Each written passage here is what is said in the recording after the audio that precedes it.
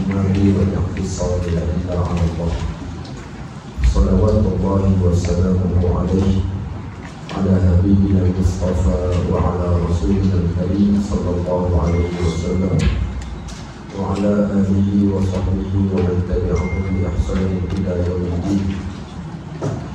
اللهم إنا نسألك علما نافعا ونسألك رزقا طيبا وعملا متقبلا. ربنا زدنا علما ينفعنا وربنا يسر ولا تعسر وتمم بالخير والحمد لله رب العالمين. Baik, semua dan muslimah rahmatullah. Alhamdulillah diizinkan kita pada pagi ini kita dapat sambung kembali bacaan kitab Mukhtasar Riyadhus Shalihin, ringkasan kitab Riyadhus Shalihin yang kita telah masuk ke surat yang ke-15 dan ke surat yang ke-16. Hadis yang ke surat 16 Baik, InsyaAllah kita akan baca hadis yang seterusnya. Hadis daripada yang diriwayatkan oleh Imam Al-Bukhari dan juga Imam Muslim. Hadis daripada Umar radhiyallahu anhu dalam bab ar-raja, bahkan berharap hanya kepada Allah. Sebelum itu kita telah membaca hadis Abu Dzar Al-Ghifari radhiyallahu anhu. Hadis yang menceritakan tentang sesiapa pun bila dia melakukan ataupun mengerjakan satu-satu kebajikan, Allah Subhanahu wa taala akan gandakan kepada dia 10 kebajikan. Bahkan Allah boleh tambah lebih daripada 10. Dan siapa yang melakukan satu dosa, nescaya Allah hanya balas dengan satu dosa sahaja, ataupun Allah akan ampunkan. Baik, bila kita tengok di antara dua perenggan ini menunjukkan kepada kita betapa pemurahnya Allah. Bila buat baik dibalas 10. Dan pengasihnya Allah. Kat mana part yang dikatakan Allah itu pengasih? Bila mana seorang hamba bila dia buat satu dosa, Allah hanya berikan satu saja dosa, Allah tak berikan 10. Kemudian dia pula au aghfir, ataupun Allah akan ampunkan pula dosa yang dia lakukan. Baik, maka di sinilah menunjukkan bagaimana pengasihnya Allah kepada manusia, sehingga kalaulah manusia itu buat dosa sekalipun, Allah boleh ampunkan kalau sekiranya Allah nak. Dan kalau dia mohon ampun kepada Allah, pasti Allah Subhanahu wa taala akan mengampunkan dosa dia. Bukankah di situlah menunjukkan kepada Allahu Arhamar Rahimin, Allah lebih pengasih daripada mana-mana makhluk yang ada perasaan kasih kita. Baik. Kemudian Allah Subhanahu wa taala juga bila mana seorang hamba ni mendekatkan diri dia kepada Allah dengan sedikit, Allah akan dekat kepada dia dengan lebih banyak. Sehingga kan diumpamakan zira'an bi zira'in. Sehingga diumpamakan dengan kalimah shibran, diumpamakan dengan kalimah zira'an, bahkan diumpamakan dengan perkataan ba'an. So di sini menunjukkan bagaimana Allah Subhanahu wa taala teramat kasih dan teramat suka kepada setiap manusia ni, seorang hamba-Nya yang mendekatkan diri kepada Allah, nescaya Allah akan jadi lebih dekat kepada dia. Baik, sehingga kan dikatakan waman atani yamshi ataituhu harwala. Kalau seorang hamba datang kepada aku dalam keadaan dia berjalan, nescaya Allah akan datang kepada dia dalam keadaan berlari. Makna berlari ini jangan ditanya macam mana berlarinya. Maksudnya nak beritahu kata betapa cepatnya rahmat Allah itu akan sampai kepada seseorang walaupun dia melakukan sesuatu perbuatan dalam keadaan yang lambat. Baik, dan yang paling menariknya bila Nabi SAW mengkabarkan kepada kita, kalaulah seorang hamba itu melakukan satu dosa dan dosanya itu adalah sebesar bumi sekalipun, nescaya Allah Subhanahu wa taala boleh membawa datang kepada orang yang melakukan dosa tersebut dengan keampunan Allah lebih besar daripada dosa yang dia lakukan. Maka kesemua ini nak tunjukkan kepada kita, wahai hamba-hamba manusia yang telah melampaui batas, ya ibadiyalladzi qul ya ibadiyalladzina asrafu ala anfusihim la taqnatu min rahmatillah. Katakanlah kepada mereka-mereka di kalangan hamba-Ku ni yang telah melakukan dosa, yang putus harap terhadap Allah, ataupun yang melakukan dosa yang banyak, maka sesungguhnya Allah Subhanahu wa taala akan mengampunkan keseluruhan daripada dosa-dosa orang-orang yang memohon keampunan kepada Allah.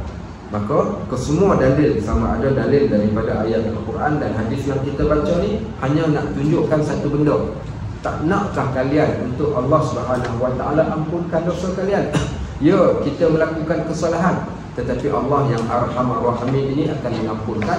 Maka sebab itu diletakkan dalam bab Ar-Raja, menunjukkan betapa mengharapnya kita akan keampunan daripada Allah Subhanahu Wa Taala. Baik, saya bacakan pada muka surat yang ke-16, perenggan yang kedua itu menurut Imam An-Nawawi.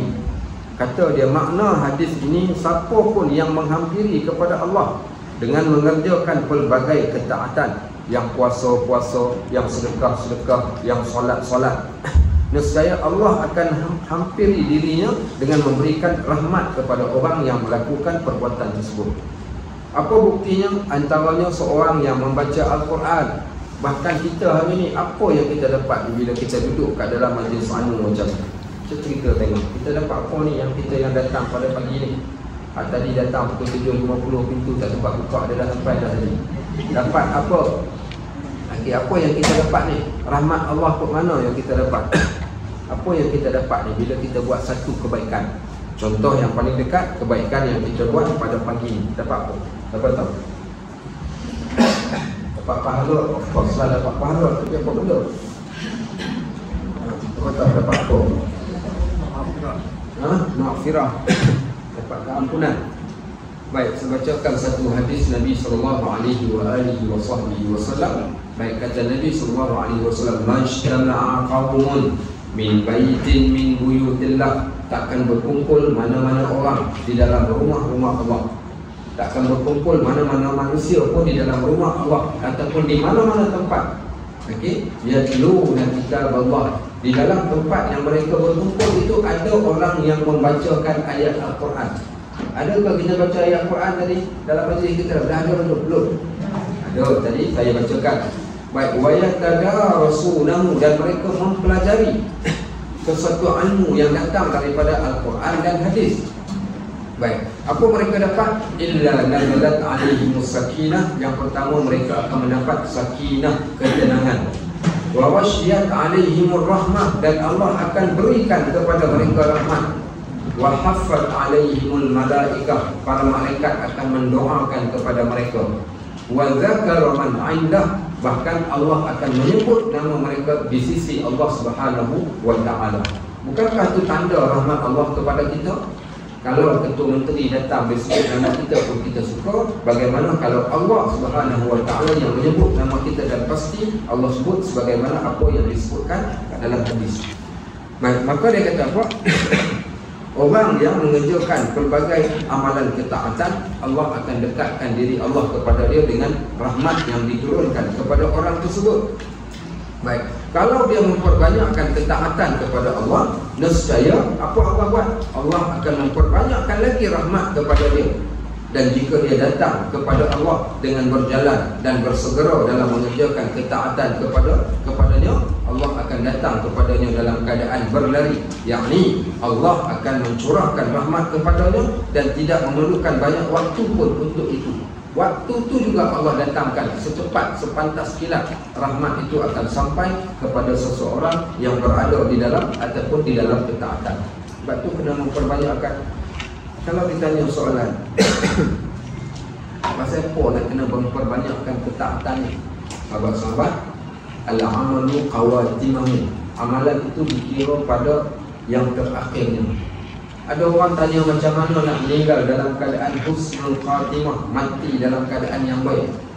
Maka ada orang yang bertanya soalan, macam mana nak mati dalam keadaan bersolat? Maka jawapan kita, hendaklah memperbanyakkan benda yang baik. Mudah-mudahan kita mati dalam kebaikan. Kalau hari ini buat baik, kemudian bulan depan pula baru nak buat baik, kita takut kalau sekiranya diambil nyawa kita saat ketika kita mengerjakan kejahatan. Maka sebab itu diperbanyakkan kebaikan. Mudah-mudahan kita akan meninggal dalam keadaan kebaikan. Kerana orang yang buat baik, dia akan didatangkan kepada dia rahmat daripada Allah Subhanahu wa Ta'ala. Baik, kata Imam Al-Bukhari dan Imam Muslim meriwayatkan daripada seorang sahabat yang bernama Umar Al-Khattab radhiyallahu anhu. Umar ni dia masuk Islam waktu muda atau waktu tua? Tu kan. Okey, berapa umur dia waktu tu? Tahu? Umar Al-Khattab radhiyallahu anhu masuk Islam ketika berusia 26 tahun. Muda sangat lagi. Dia masuk Islam ketika berusia 26 tahun. Sebab ditanya sebab nak betulkan balik. Baik, rasa-rasa Abu Bakar As-Siddiq ni masuk Islam ni ketika tua ke ketika muda? Ha? Muda ke tua? Betul. Betul juga. Okay, baik, salah juga. Umar Abu Bakar As-Siddiq radhiyallahu anhu masuk Islam ketika berusia 38 tahun. 38 tahun, beza umur dia dengan Nabi 2 tahun. Berkawan daripada kecil sampailah ke akhir hayat. Okay, baik. Beza usia dia dengan Nabi SAW 2 tahun. Baginda SAW diangkat menjadi Rasul waktu berusia 40 tahun. Maka Abu Bakar As-Siddiq waktu itu berusia 38 tahun, kurang 2 tahun daripada umur Nabi SAW. Baik. Kata Umar Al-Khattab, dia kata qadima ala Rasulullah sallallahu alaihi wasallam bisabyin. Ada satu kumpulan tawanan dihadapkan kepada Nabi sallallahu alaihi wasallam. Kat mana ni? Di dalam satu peperangan. Peperangan apa? Peperangan Hunain. Nah, kisah ni, hadis yang kita nak baca ni berlaku di dalam satu peperangan, iaitu peperangan Hunain. Bila berlaku peperangan Hunain ni? Siapa tahu bila berlaku peperangan Hunain? Tak tahu juga. Pasal kita tak baca kitab sirah. Ada belajar kitab sirah di sini? Ada belajar kitab sirah? Ada kan? Sebab tu nanti minta rumah ngaji tambah lagi satu subjek sirah dia pening kepala semua. Kadang saya bukanlah betul lah, tauhid penting, fiqh penting, tasawuf penting. Tapi kadang-kadang ialah bila dah kata 3 tu penting, belajar ada 3 tu. Yang lain tak buka lagi lah. Quran tak belajar, kemudian pula sirah tak belajar, kisah sahabat tak belajar. Memang rugi. Kenapa saya katakan rugi? Sebab tu bila ada orang bertanya soalan macam mana nak ubah diri kita ni sentiasa istiqamah di dalam kebaikan, di antara salah satunya kita perlu melihat pada orang yang istiqamah. Siapa orang yang istiqamah ni? Di antaranya Nabi SAW, para sahabat. Kalau kita tak tahu cerita dia, dia jadi tak seronok. Sebab tu bila kita baca kitab sirah, kita baca hadis pula, gabung ke benda ni, maka dia akan menghasilkan satu momentum pada diri kita. Semangatnya akan makin bertambah. Sebab tu kena tak apa, kalau tak sempat belajar, mulakan dengan bacaan terlebih dahulu. Tak guna kita menyambut Maulid Rasul tiap-tiap tahun sambut dengan bunga telurnya, dengan bunga rampainya, dengan berselawat berdirinya, dengan kompangnya, dengan berbagai acara, tetapi tak baca kisah tentang Nabi SAW. Hanya kita mengharapkan iaitu ustaz yang dijemput untuk memberikan ceramah Maulid Rasul cerita kepada kita. Takkan dia boleh cerita dalam satu malam? Bukan. Maka nak tak nak, tanda kasih dan sayang kita kepada Nabi SAW, kita mesti nak ambil tahu. So umpama kita mengambil tahu tentang siapa calon yang kita nak undi. Apa dia ni? Okey, kampung mana? Okey, baik. Parti apa? Okey, baik ke tak baik? Kita nak kena tahu. Maka lebih-lebih lagi lah dengan Nabi kita Muhammad SAW. Kalau kita undi orang kat dunia ni kerana kesejahteraan untuk masa kita yang akan datang, bagaimana dengan Nabi SAW? Maka lebih pasti lagi kita perlukan yang teramat sangat. Baik, maka ada satu peperangan, dinamakan peperangan ini peperangan Hunain. Cuba sebut tengok. Kalau boleh sebut dah 5 peperangan yang berlaku di zaman Nabi SAW. Sebut 5 dah. Badar, Uhud, Badar, Angkar. 3 tu dah start lah. Hunain sebab dah sebut dah tadi. Tak apalah. Okey. 5. Ada apa? Apa? Perang Tabuk. Perang Tabuk. Okey. Perang Tabuk, nama je Perang Tabuk tapi tak berlaku peperangan. On the way nak pergi tapi tak berlaku peperangan. Okey, baik. Perang apa lagi? Anda sebut. Perang Jamal. Perang Jamal sebelum tu. Selepas tu bukan berlaku zaman Nabi SAW. Okey, yang tu berlaku selepas zaman sahabat. Perang Mu'tah. Okey, perang apa? Perang Mu'tah. Ada Zatul Riqaq, peperangan Bani Mustaliq.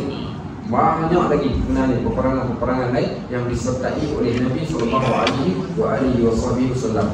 Salah satunya peperangan Hunain.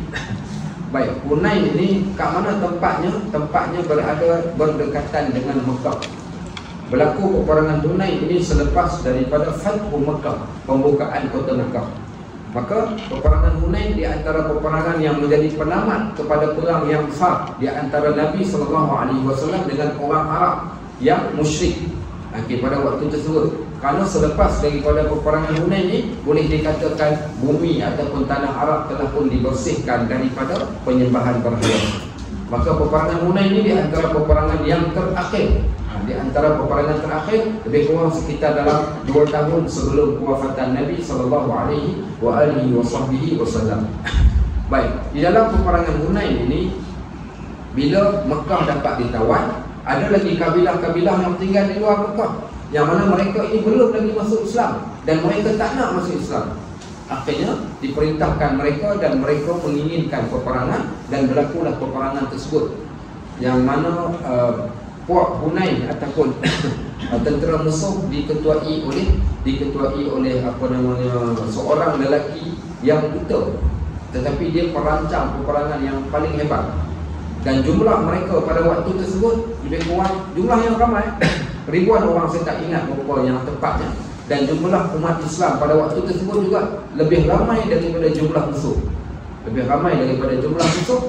Dan bila digabungkan golongan Muhajirin, Ansar dan orang Mekah, 3 kumpulan pergi berperang di Hunain. Saat ketika berperang, semua rasa kita mesti menang punya. Kita kan dah 60 tahun dah memerintah, takkanlah kita kalah punya. Okey, baik. Contohnya macam tu lah. Bila rasa kuat sikit, bukan? So, akhirnya pergilah masuk dalam peperangan tersebut. Ketika masuk dalam peperangan, Allah uji sedikit. Apa Allah uji? Allah ujikan tentera Islam hampir kalah, sehingga semua orang jadi terkejut. Macam mana kita yang ramai ni hampir-hampir kalah? Itu yang kata strategi. Kadang-kadang strategi ini boleh menyebabkan kemenangan dan boleh menyebabkan seseorang itu kalah di dalam peperangan. Akhirnya Allah datangkan bantuan di saat akhir. Cuma Allah nak jadikan peperangan itu sebagai pengajaran, sehingga Allah sebutkan إِذْ أَعْجَبَتْكُمْ كَسْرَتُكُمْ. Ingat tak ketika kamu rasa bangga dengan ramainya kamu, tetapi akhirnya Allah datangkan kegoncangan pada waktu tersebut. Hampir-hampir nak kalah dah.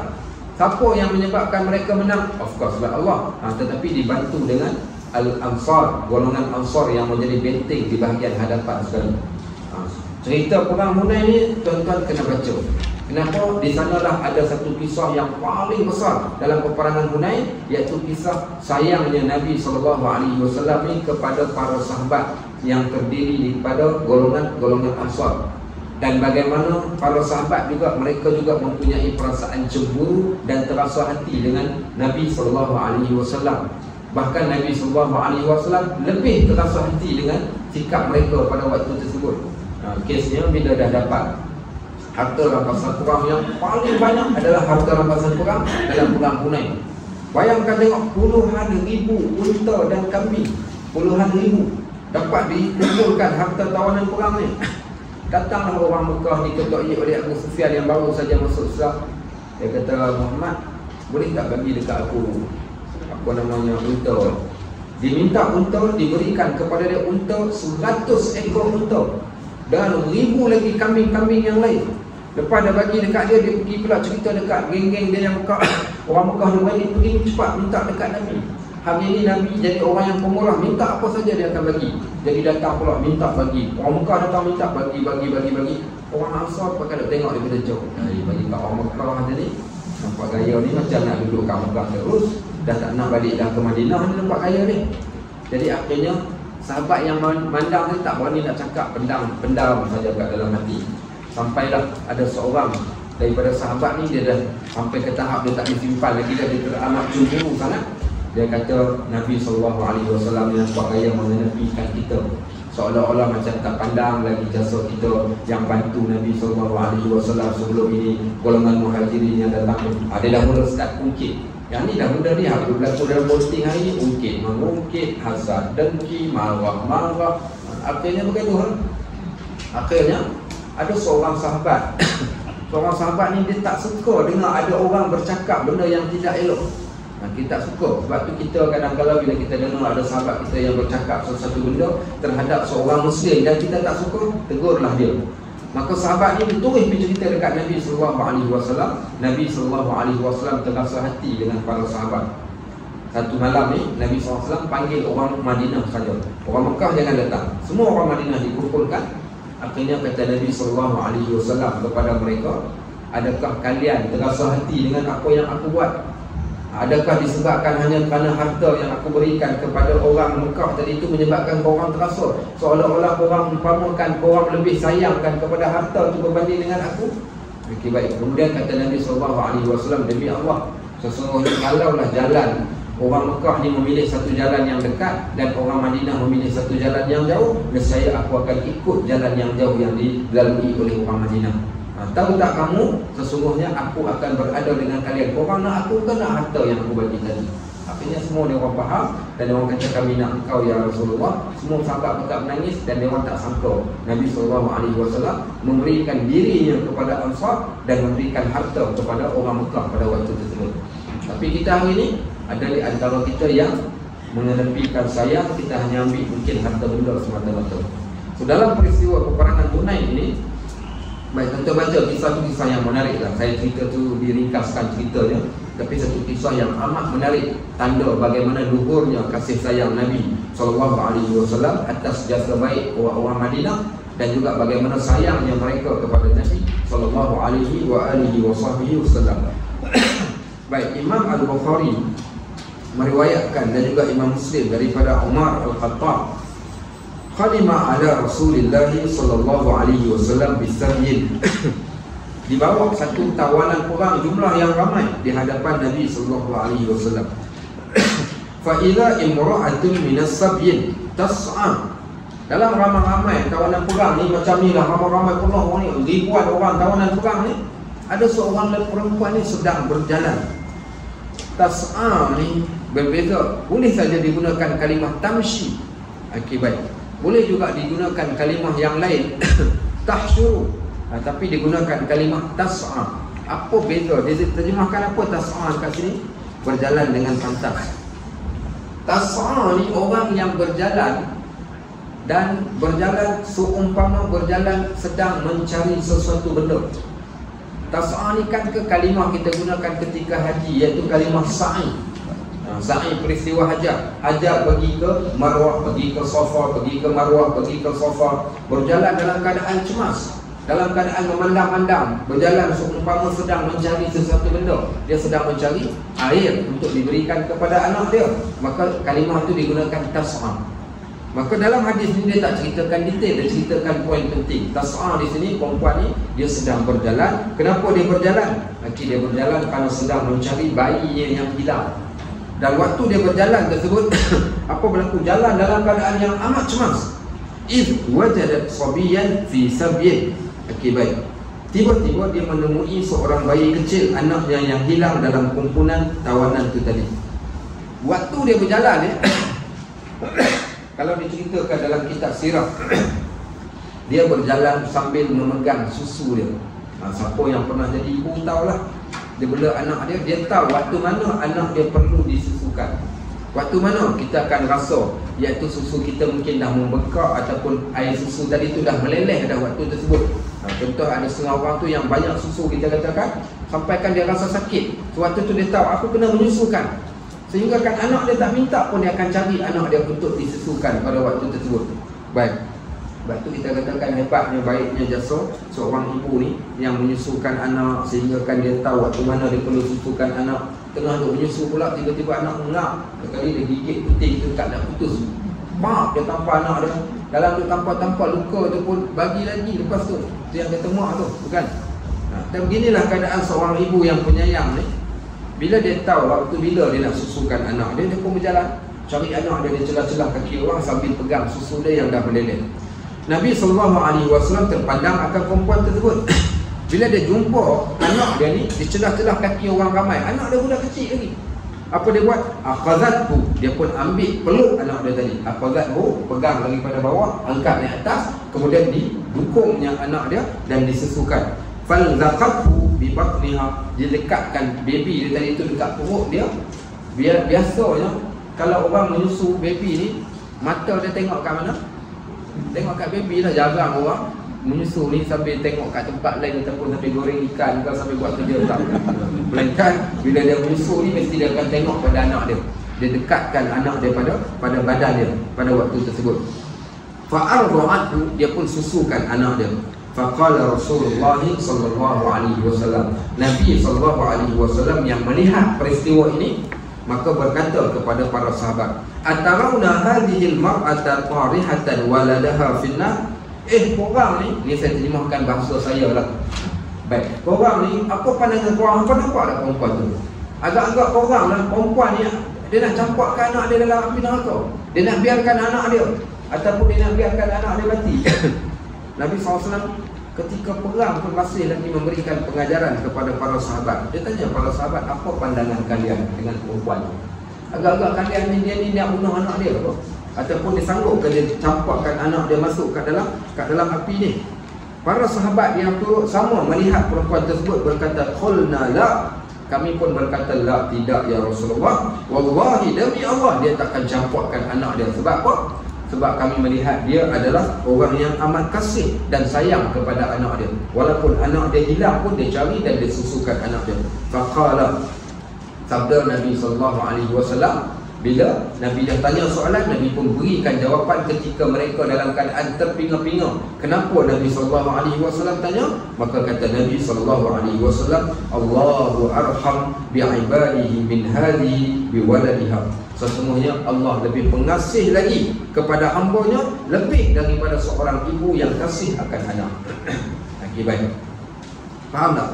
Okey, so hadis ini nak ceritakan kepada kita betapa kasihnya Allah kepada hamba dia ni lebih kasih berbanding seorang ibu kepada anak. So, kalau nak tahu macam mana Allah sayang dekat kita ni, maka hadis ini sebagai salah satu nilaian. Ada satu soalan, saya mengajar di satu tempat pusat pemulihan anak-anak perempuan yang terlanjur dalam hidup. Jumlah mereka ni ada lebih kurang dalam sekitar 30 orang. 30 orang. Tunggu masa beranak, ada orang lain anak ni akan diberikan kepada orang. So dalam tempoh masa ni, saya mengajar subjek memperkenalkan mereka dengan Allah. Subjek tauhid lah. Saya ajar tauhid yang simple supaya mereka kenal. Dalam ramai-ramai budak perempuan ni, semua perempuan, tempatnya dirahsiakan di Melaka ni juga. Tapi dirahsiakan tempat dia. Baik, bukan Jasin, yang tu lah kerajaannya. Dia di Jasinah satu tempat. Tempat dia dah nak masuk, kena masuk dalam hutan jauh. Tapi macam penjara lah, tak kawat uri apa semua. Dia orang tak boleh keluar, semua duduk kat dalam. Baik, so dalam ramai-ramai tu ada seorang budak perempuan. Saya tak tahu nama dia orang yang betul. Setiap orang ni dia ada name tag dan ada nama samaran. Supaya kita yang mengajar ni kita pun tak ada rasa apa-apa. So nama budak ni dipanggil dia dengan panggilan Ana. Saya belajar, tak buat belajar. Kemudian saya buka kepada soalan. Saja kita nak test budak-budak ni setelah kita cerita ni. Kita kata, Ana, agak-agak Allah sayang tak kat awak? Dia kira kepala. Kita jawab betul lah, saya tanya ni, Allah sayang ke tak sayang? Dan amat mengejutkan bila dia mengatakan, dia kata tak, Allah tak sayang. Dia kata baik. Kita tahu dia orang ni rasa diri mereka ni disisihkan daripada keluarga. Keluarga tak nak dekat dia.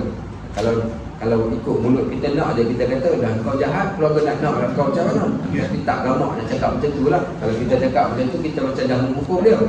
Jadi kita nak pulihkan balik dia orang ni, nak kena cakap elok-elok.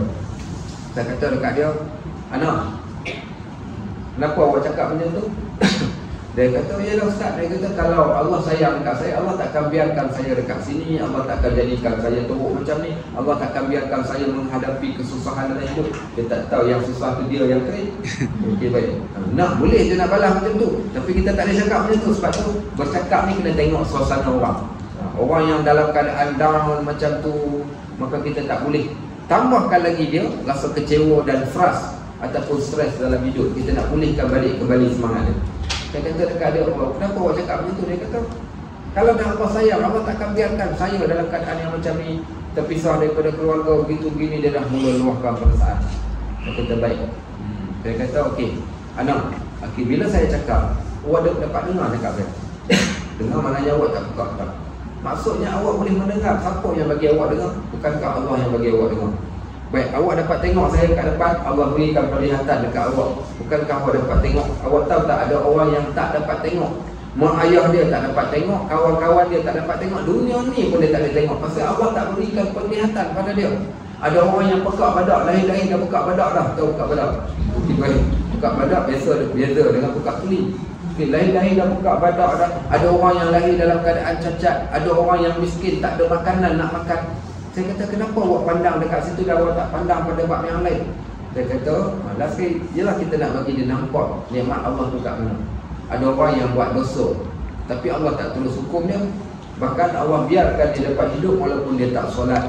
Kita hari ni, kalaulah setiap kali dosa kita buat, Allah akan hukum, nescaya habislah kita.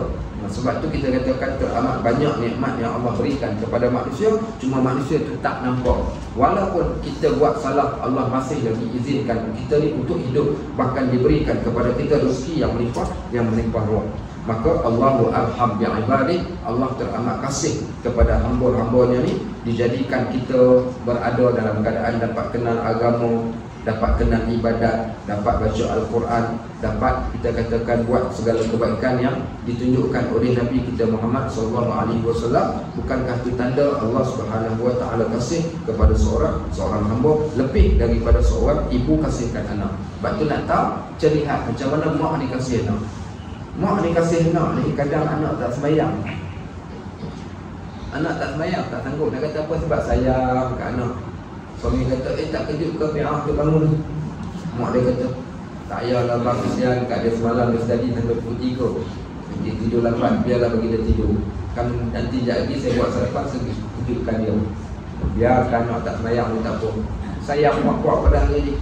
Sayang anak tak pakai tudung, pakai pakaian yang menjolok mata. Alah tak apalah, nak buat macam mana. Dia pun nak merasai juga nikmat muda. Saya dulu muda-muda macam tu lah. Okay, baik. Sebab sayang kat anak. Dia kata sayang tu, sayang membawa jahanam. Okay, baik. Dia katakan, so ibu ni sayang dekat anak ni ketika kecil. Saya ingat kita ni, mak kita ni tak ada nasi pun kat rumah. Tinggal sikit saja berat. Orang dulu-dulu sungguh sebab tu orang kata kais pagi makan pagi ni. So pukul 10 ni tunggu. Kalau suami dia bawa balik ikan untuk masak, bawa balik beras, maknanya adalah makanan hari itu. Tunggu sampai pukul 12, suami tak balik lagi, tak boleh nak masak. Sebab nak masak apa? Dah maju kau, ada peti ais, tak ada apa pun. Tengok jam pukul 12, Wak Mam ni tak balik dah ni, pukul 12 dah ni. Dari mak kita pun mulalah beraksi, pergi kat dapur tengok beras tinggal sikit. Jadi masak nasi, lebihkan air. Jadikan nasi tadi tu nasi lembek macam bubur. Baik, habis tu apa lauk dia nak buat? Lauk dia tak ada masalah. Maka apa dia buat? Ambil apa namanya minyak, goreng ikan lahap 3 rempah hitam lah tu. Okay, minyak tu lah dituangkan ke atas bubur tu tadi. Okay, baik, masukkan garam sikit. Kemudian suap belah anak. Mak ni tukang bus, tiup saja. Mak makan ke tak? Mak tak makan pun, suap anak terlebih dahulu. Okay, baik. Sebab tu yang kadang-kadang mak-mak dulu garam. Kita makan nasi, tiba-tiba tumpah. Apa dia buat? Dia tampar je kita kalau tumpah. Kenapa tampar? Tampar dia bukan sebab nak marah kalau tumpahkan nasi, tapi sebab sayang. Kau tahu tak betapa susahnya aku nak dapatkan makanan sebanyak tu. Kau boleh buang macam tu. Orang dulu jangan main-main. Apa kita buat dulu kat kerak nasi? Kerak nasi buat apa? Jemur. Tak ada orang yang buang kerak nasi. Bahkan kadang kalau tahu pukut ni korek kerak nasi tu, makan kerak nasi tu. Kadang dalam nasi ni anak-anak makan, mak ni duduklah tepi tangga makan kerak nasi. Perak. Okey, baik. Apa dia lagi yang kita katakan zaman dahulu, yang apa yang mak kita buat? Bahkan sampai ke tahap anak nak tidur, disediakan tempat tidur, sediakan makanan, sediakan segala-galanya lah. Sampai ke tahap mak orang yang paling awal bangun dan dia orang yang paling terakhir sekali tidur. Sebab apa? Kerana kasih dan sayang. Kalaulah mak kita macam tu, bagaimana dengan Allah yang dikatakan arham bi'ibadih, Allah yang paling kasih dan paling sayang kepada hamba-hambanya. Baik, maka hadis ini menunjukkan kepada kita betapa rahmat Allah itu teramat besar kepada makhluk. Kata Imam Al-Bukhari dan Imam Muslim daripada Abu Hurairah radhiyallahu anhu, beliau berkata, Qala Rasulullah sallallahu alaihi wasallam lamma khalaqa Allahul khalq. Sabda Nabi sallallahu alaihi wasallam ketika Allah menciptakan makhluk. Waktu Allah ciptakan makhluk ni, kataba fi kitabih, Allah tuliskan di dalam kitab yang berada di sisi Allah. Baik. Fa huwa 'indahu fawqal 'arsy. Dan kitab itu berada di sisi Allah ni, di atas arasy. Inna rahmati ghalabat ghadabi. Dalam riwayat lain, inna rahmati sabaqat ghadabi. Sesungguhnya rahmat aku mendahului ataupun mengatasi kemurkaan aku. Di antara murka dengan rahmat, Allah dahulukan rahmat. Seorang hamba yang buat dosa, Allah dahulukan rahmat kepada dia sebelum Allah murka. Maknanya Allah tak terus bila buat salah terus hukum, tak. Allah berikan peluang, rahmat dah tu. Allah berikan makan, tak solat subuh, makan cempodoh, tak tercekik. Tak solat zuhur, makan nasi berani pun boleh makan elok, bahkan dapat rezeki pula. Baik, kemudian pitikam 6 ekor, kena pula lagi 6 ekor tu pula. Okey, nak menunjukkan apa? Allah sebelum Allah nak murka, Allah limpahkan terlebih dahulu rahmat dan kasih sayang. Allah bukakan ruang yang selebar-lebarnya. Bila Allah nak murka ni, sampai bila Allah nak murka? Bila Allah akan murka kepada seseorang? Bila seorang tu dia dah jadi melampau. Melampau ni macam mana? Sampai ke satu tahap dia cabar, ataupun dia lawan, ataupun sampai ke satu tahap dia tak redha lagi pada Allah. Pada waktu tersebut, awas, dia telah pun berada pada garisan yang penamat. Garisan yang dah nak melepasi daripada rahmat. Lain lawan pada rahmat adalah kemurkaan lah. Jangan buat perkara yang Allah murka. Bila seorang hamba tadi tu dia buat satu dosa, Allah cemburu kepada dia. Ya Allah kata macam mak kita lah. Dia bela kita, tiba-tiba dia tengok anak dia ni, datang orang pinang anak dia, kemudian selepas akad orang tu nak buat balik anak kita ni yang dia bela dari kecilnya sampai berusia 25 tahun. Baik, apa terasa dalam hati ni? Tak lepas dah jadi isteri orang, tapi pula dalam hati ni rasa kasih dan sayang, penyayang lah tu. Okey, baik, sampailah ke satu tahap ni, kita katakan anak tu buat salah pun dia masih lagi pendam perasaan ni, duduk diam saja. Okey, baik, tapi kalau sampai ke satu tahap, bila satu tahap ni, bila si anak tadi tu datang bercakap, berkata-kata di hadapan mak dia, apa dia kata? Mak ni bukan mak saya lagi ke? Ataupun saya benci dekat mak ke? Ataupun saya dah tak ada apa-apa hubungan lagi ke? Pada waktu tersebut, rasanya apa yang jadi? Wahai batu belah, batu bertangkup, kau kelam sebelah anak aku. Waktu itulah yang akan keluar. Allah Subhanahu Wa Taala ni, macam mana keadaan dia? Maka begitulah juga. Kali pertama buat tak apa, Allah masih lagi berikan. Kali kedua, kali ketiga, kali keempat diberikan pula. Sampai ke satu tahap, kalau dah sampai ke tahap yang melampau secara terang-terangan, sampaikan ke tahap mencabar Allah. Bila Fir'aun ni dihukum, bila mana dia berkata ana rabbukumul a'la, aku Tuhan yang paling agung. Bila kaum Haman, Qarun semua dihukum, bila mana mereka takabur. Takabur ni adalah asbab mempercepatkan datangnya kemurkaan Allah kepada seseorang. Selagi mana dia buat dosa dan dia tahu yang dia buat ni adalah satu dosa, pada waktu tersebut rahmat Allah masih lagi berada pada dia dan pintu taubat masih dibuka. Baik, last sekali ending dia. Okey, kita panggil expired date. Bila expired rahmat Allah ni kepada seseorang? Expired dia ni dah sampai kepada bila nyawa dah sampai ke halqum. Nyawa sampai ke halqum saja waktu tersebut, tidak ada lagi yang lain melainkan azab sedang menanti seseorang tersebut, kerana masa dan limitnya telah pun tamat. Rahmat Allah tadi itu telah pun tamat pada diri seseorang. Baik, maka begitulah keadaannya sehinggakan Allah tulis rahmati ghalabat ghadabi, rahmatku mendahului daripada kemurkaanku, wa fi riwayatin sabaqat ghadabi, dalam riwayat yang lain mendahului kemurkaan Allah Subhanahu Wa Taala. Baik, rasa-rasa kita ni kalau ikut dosa ni, dosa boleh busuk dah kita ni. Kalaulah sebab satu dosa kita dihukum, rasanya dah tak boleh bangun nak berjalan lagi dah kita. Sebab apa? Tiap-tiap hari kena hukum. Sebab apa? Sebab banyak derhaka kepada Allah Subhanahu Wa Taala. Baik, hadis yang seterusnya. Hadis yang seterusnya, hadis daripada Abu Hurairah radhiyallahu anhu juga berkata, sami'tu Rasulullah sallallahu alaihi wasallam yaqul, inna lillahi ta'ala mi'atan rahmah, bagi Allah ada 100 rahmat. Anzala minha rahmatan wahidatan bainal jin wal ins wal bahaim wal hawa. Maka daripada satu rahmat, ada 100 rahmat, satu saja turun kat bumi.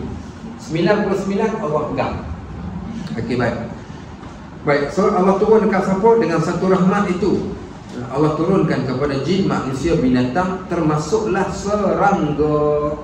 Baik, kat macam mana Allah turun rahmatkan kepada binatang? Saya tengok satu ekor monyet dalam video dia naik ke atas elektrik tu, kena karan, terlepak jatuh, sambal karan jatuh tu macam pengsan, macam mati lah. Kawan dia datang, kawan monyet juga datang, dia pegang, dia ketuk-ketukkan monyet tu, kemudian dia celupkan dalam air, dia angkat balik, kemudian digoyang-goyangkan, akhirnya sampailah hidup. Jaga balik, sedar balik monyet tu tadi. Monyet pun kenal. Perhatikan tengok ayam, itik, lembu, kerbau. Kita lihat bagaimana interaksi di antara sesama dewa. Semua benda ni ada datang pengajaran kepada kita, bukan? So Allah kata, Nabi SAW kata, satu rahmat ni diturunkan kepada jin, diturunkan kepada manusia, kepada bahaim wal hawa, fabiha yata'afafun. Dengan satu rahmat inilah mereka berkasih sayang sesama mereka.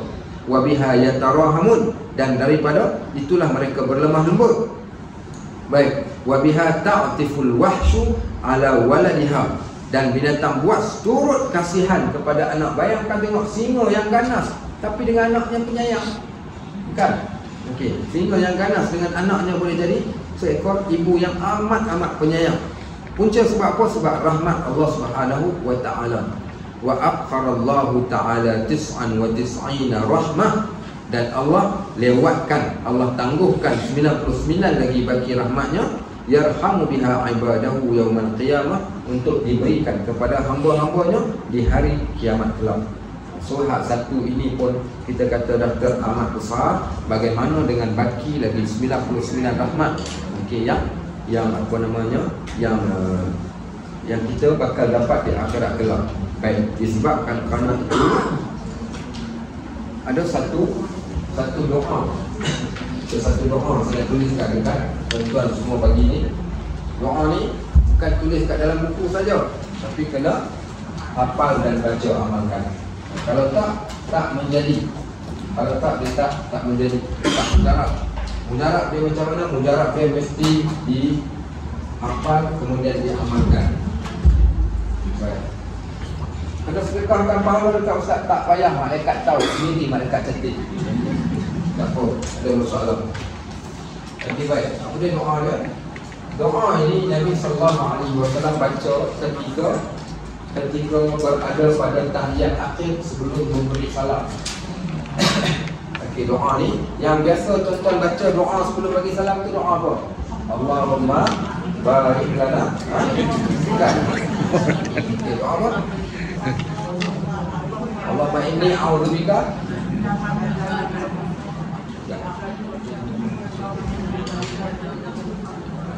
Berapa benda kita minta dalam tu?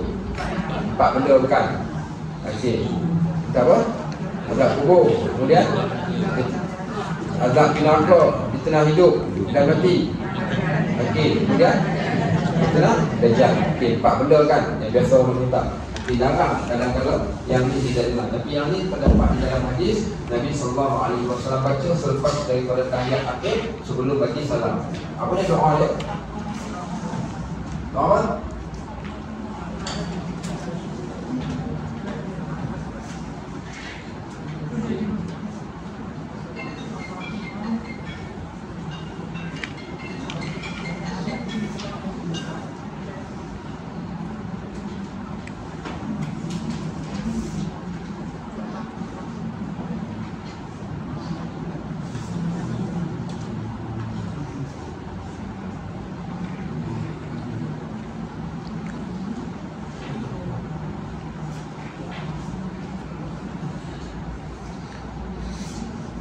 Allahumma inni qadantu nafsi zulman katsiran wa la yaghfiru dhunuba illa anta.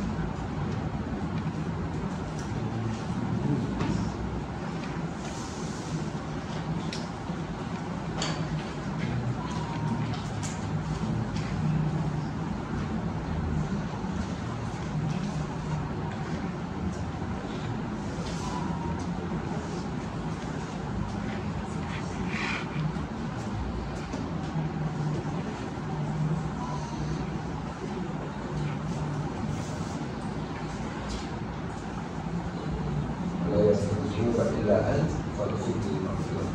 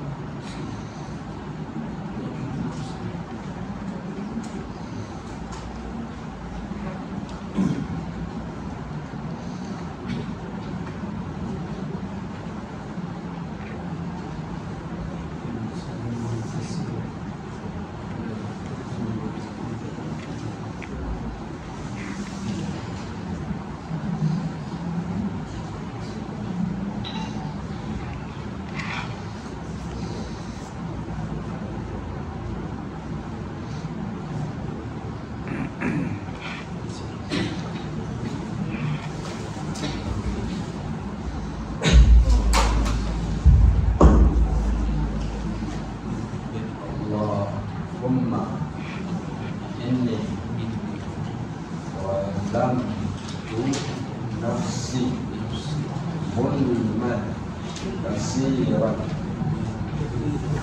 fala yaghfiruz dzunub illa anta faghfirli maghfiratan min 'indi warhamni innaka antal ghafurur rahim.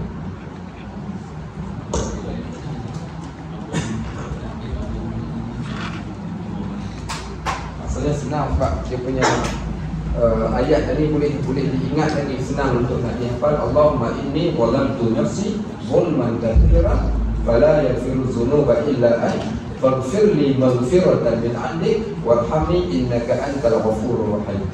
Okey. Dah 4 kopi dah. 4 ni. Okey, saya sebutkan maksud terjemahan dia. Okey. In English or in Malay? English. Okey. Oh,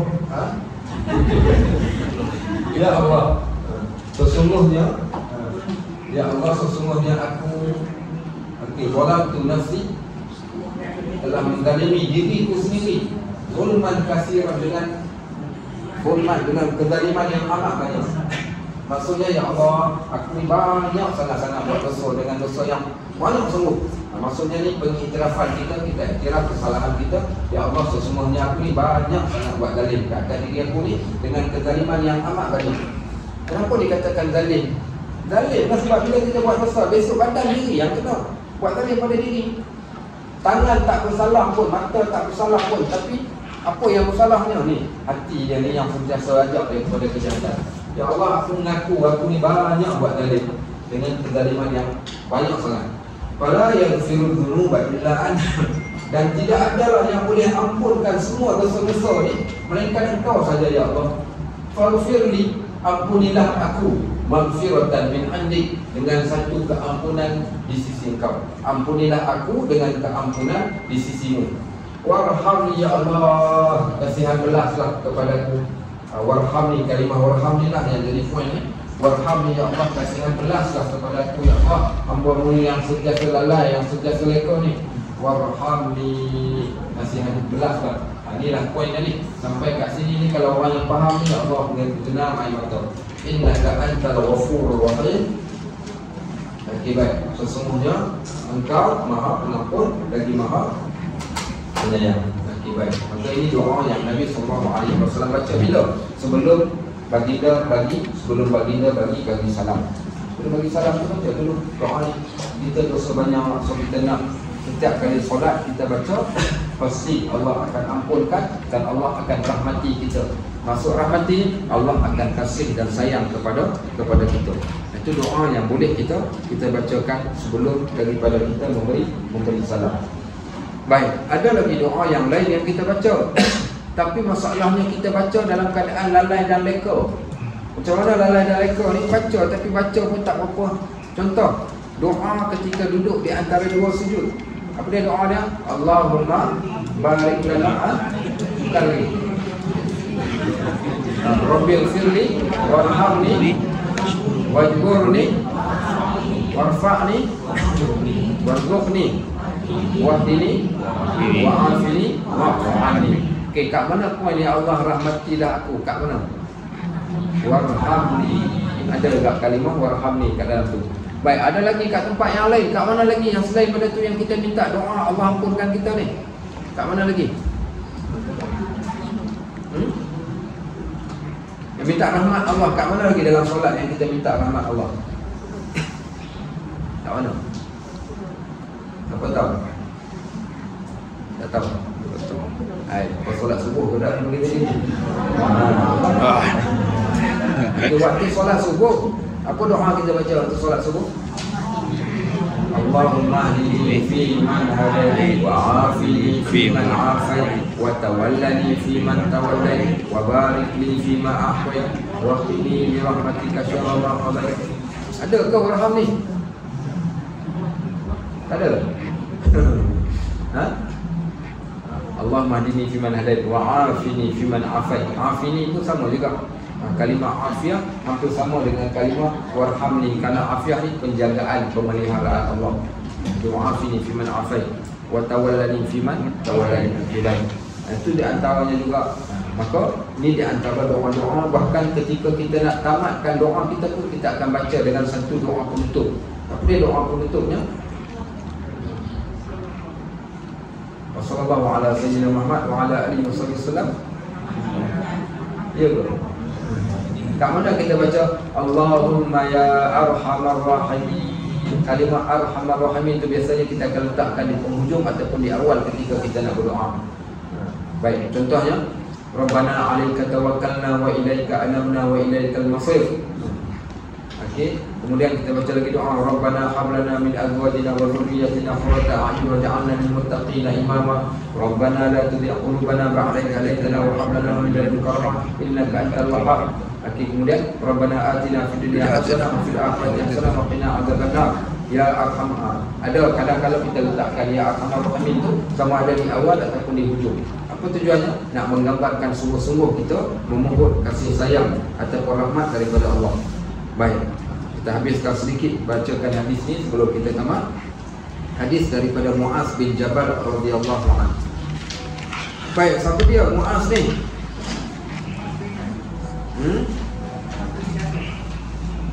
Siapa Muaz bin Jabal? Muaz bin Jabal radhiyallahu anhu. Dia ni di antara sahabat yang Nabi SAW kasih sayang sungguh-sungguh dekat dia. Ni di antara anak muda. Muaz bin Jabal ni anak muda. Nabi SAW suka memberikan perhatian kepada anak-anak muda. Kerana anak muda ni kalau dia dapat agama, nescaya agama akan jadi kuat dengan mereka. Maka Muaz ni dia selalu berdamping dengan Nabi SAW. Bahkan dia di antara sahabat yang Nabi katakan pada dia, ya Muaz, inilah uhibbu Muaz, aku sayang dekat engkau. Banyak hadis.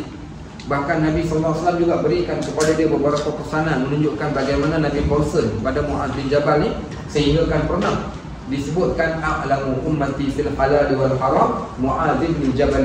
Umat aku yang paling handal dalam ilmu halal haram adalah Muaz. Dia bidang muamalat dia pandai. Bahkan dia salah seorang sahabat yang diutuskan pergi berdakwah keluar daripada Madinah, iaitu dihantar beliau pergi ke Yaman, iaitu Muaz bin Jabal radhiyallahu anhu. Kata Muaz, kuntu ridfan Nabi SAW ala himarin.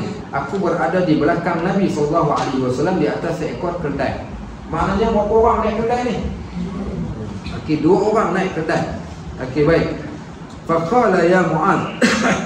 Waktu tu ketika tengah berjalan, Nabi panggil dia, ya Muaz, wahai Muaz, hal tadri ma haqqullah ala ibadih? Kau tahu tak Muaz, apakah hak Allah terhadap hamba-Nya? Wa ma haqqul ibad ala Allah, dan apa hak hamba pula terhadap Allah? Qultu Allah wa rasuluhu a'lam. Maka aku pun berkata Allah dan Rasulnya mengetahui. Baik, ini adab. Bila kita tak tahu, jangan duk memandai jawab. Nanti apa nak buat? Cakap saja Allahu a'lam. Maka Muaz dia tak tahu, dia pun jawab macam tu. Qala fa inna haqqallah 'alal 'ibad. Hak Allah terhadap seorang hamba ayyak buduh, iaitu hendaklah mereka menyembah Allah. wala yusyriku bihi syai'a, tidaklah mereka syirik kepada Allah. Wa haqqal, okey, dua benda hak kita ni kena buat kepada Allah ni ada dua benda. Yang pertama beribadat, yang kedua jangan syirik. Wa haqqal ibad 'ala Allah. Okey, baik. Kemudian hak yang Allah nak berikan pula kepada seorang hamba ni apa dia? Alla yu'adziba man la yusyrik bihi syai'a, iaitu Allah pasti tidak akan mengazab kepada orang yang sama sekali tidak syirik kepada Allah. Faqultu ya Rasulullah, dan aku pun berkata, ya Rasulullah, afala ubashshirun nas, boleh tak aku nak pergi cerita dekat manusia yang lain? Qala, kata Nabi SAW, la tubashshirhum fayattakilu, tak payah ceritalah dekat dia orang, kerana aku takut nanti mereka hanya akan bergantung harap kepada rahmat Allah dan tidak beramal. Okey, hadis ni hadis yang menarik. Kenapa menarik? Ada masalah yang lain akan timbul bila tak terlebih faham. Allah kan Arhamar Rahimin. Dalam Al-Quran kan ada Bismillahirrahmanirrahim, dengan nama Allah yang Maha Pemurah lagi Maha Penyayang. Takkan dia nak masukkan kita kat dalam neraka. Okey, contohnya Allah kan Maha Penyayang, takkanlah Allah nak murka kalau kita buat sekadar buat dosa sikit-sikit, nanti Allah ampunkanlah. Takkanlah Allah tak ampunkan dosa kita, tunggulah bulan Ramadan nanti kita minta ampun pada Allah. Yang ni bahaya. Sebab tu ada poin penting yang kita nak sampaikan daripada hadis ni. Saya kira kena stop dekat sini, nanti kita sambung pada next class kita. Okey, pasal apa? Kalau cerita kat sini dah jadi panjang pula, sebab ada banyak beberapa poin yang penting bab tawakal sebelum kita masuknya, dan kenapa tak diizinkan Muaz menceritakan kepada sahabat-sahabat yang lain. Walhamdulillahirabbil alamin. Baik, ada apa soalan tadi? Kalau ada soalan lah. Ada soalan? Okey ni.